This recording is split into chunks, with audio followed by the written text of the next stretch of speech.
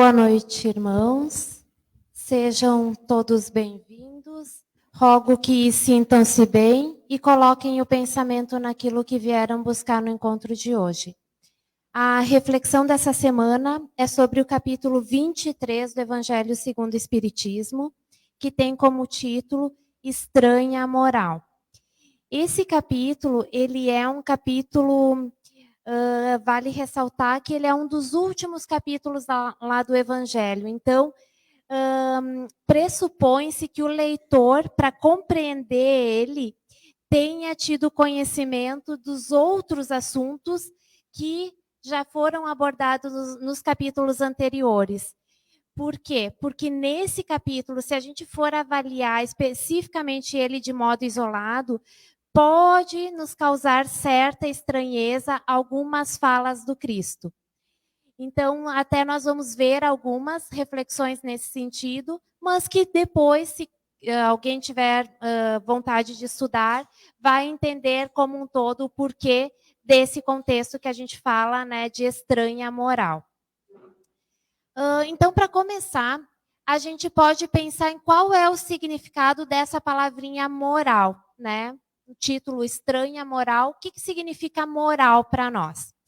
Moral vem do latim e é uma palavra que ela significa forma de proceder. Ela traz ali a diferença entre o bem e o mal. Então, quando a gente fala estranha moral, nós vamos estudar tudo aquilo que é diferente do habitual comportamento do Cristo. Aquilo que é diferente da caminhada do que o Cristo pregou aqui neste plano. Logo de início, nós temos um primeiro capítulo no Evangelho ali, nesse primeiro título, que diz o seguinte: quem não odiar vosso pai e vossa mãe, não poderá vir a mim. É estranho se a gente for pensar, né, que o Cristo, que Jesus falou isso. Quem não odiar vosso pai e vossa mãe, não poderá vir a mim. Entretanto, é importante a gente conhecer, contextualizar a época em que isso foi dita, o povo para o qual Jesus estava trazendo essa mensagem e também considerar que houve várias traduções. Então, talvez, naquela época, às vezes uma palavra tinha vários significados. Né? A língua não era tão rica como nós temos hoje, vastas palavras. Então, antigamente, naquele contexto, de acordo com os estudos, essa palavrinha odiar, ela significava também amar menos. Então, dentro deste contexto, nós vamos poder entender que o Cristo quis dizer que a gente deveria amá-lo mais do que qualquer outra coisa ou qualquer outra pessoa neste plano. Amar mais o Deus nosso Pai, amar mais Jesus nosso irmão, a Mãe Maria, a providência divina, do que qualquer outra pessoa ou do que qualquer outra coisa que tenhamos aqui no meio terreno. Então, isso a gente pode ter como significado dessa palavrinha odiar, né? Porque senão a gente não vê o contexto disso. Jesus, que foi exemplo máximo da caminhada dele aqui nesse plano, né? Exemplo máximo do amor, da bondade, da caridade entre os homens, como pode ele agora trazer uma proposta tão diferente daquilo que ele mesmo pregou enquanto esteve aqui, né?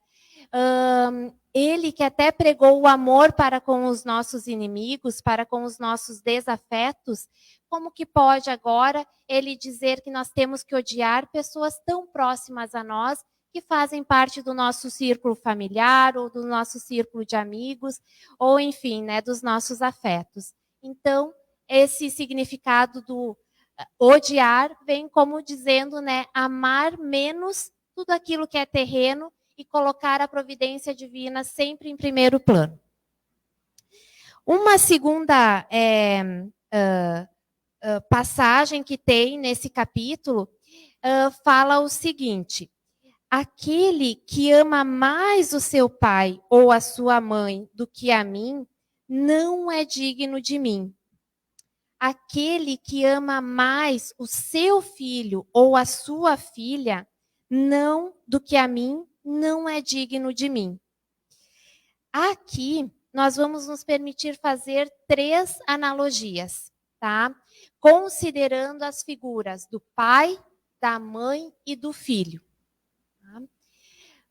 Nós vamos considerar aqui o pai, dentro desse contexto, como os nossos valores voltados à parte mais racional, o nosso lado mais razão. Tá? Então, são aqueles valores racionais que, por vezes, insistem em nos tomar conta, muitas vezes. Quantas vezes nós, às vezes, batemos o pé dentro de determinada opinião? Quantas vezes nós insistimos numa decisão que está enraizado ali e que às vezes a gente não considera o próximo, não considera a evolução dos tempos. A gente continua com o mesmo pensar sem ver o quanto de evolução teve naquele momento. O pai, então, nesse contexto, nós vamos ligar diretamente com essa questão dos nossos valores mais racionais.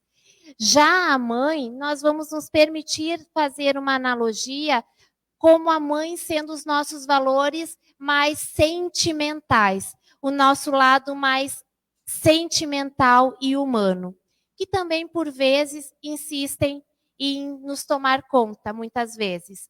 Quantas vezes a gente age de forma instintiva, tomado por uma grande raiva, ou tomado por um grande medo, ou por um ódio, ou por orgulho, enfim.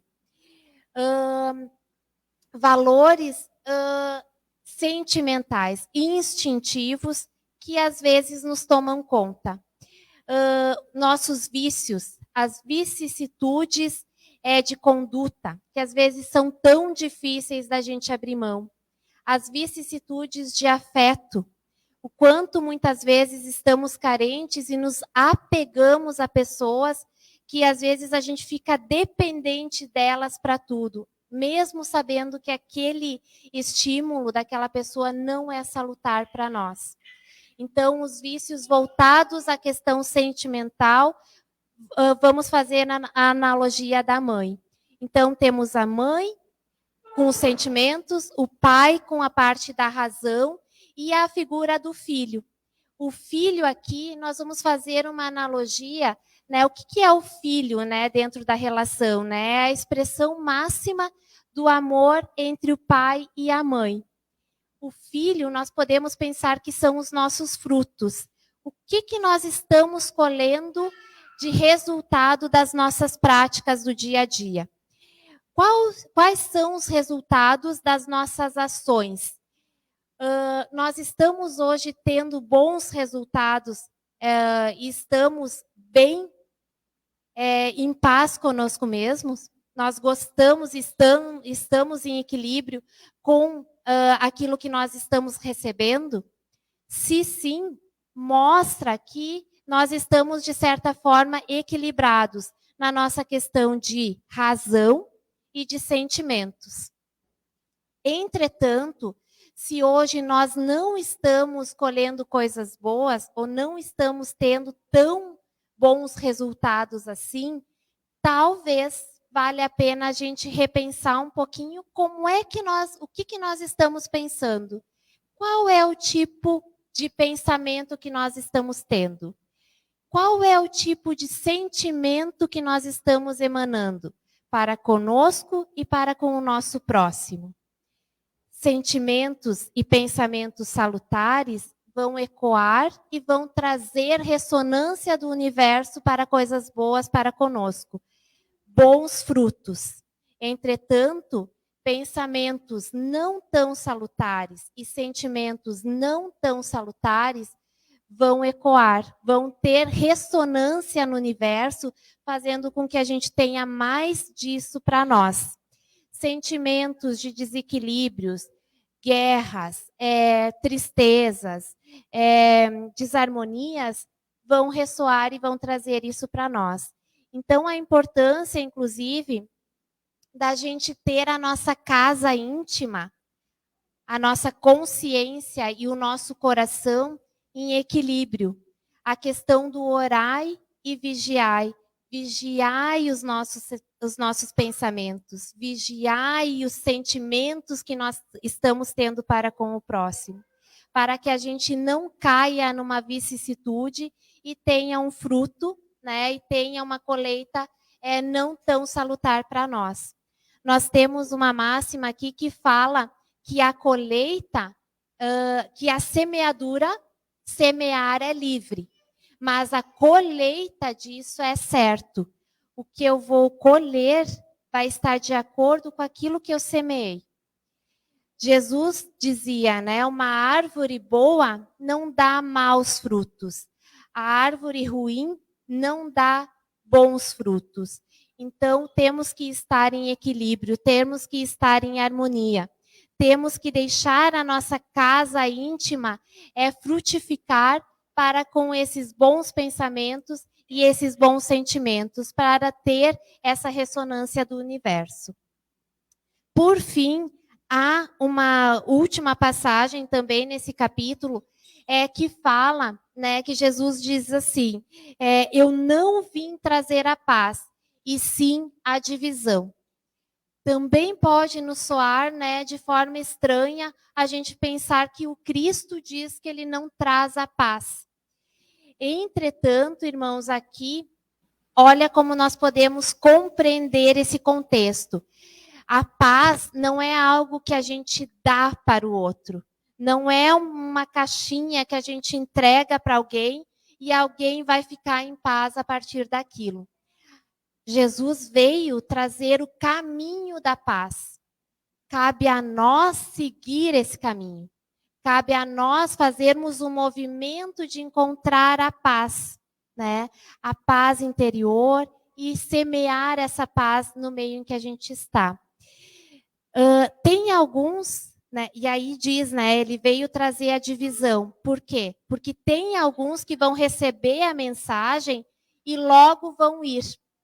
Tem outros que vão ficar meio em dúvida, mas logo vão despertar e vão fazer o movimento de buscar essa paz.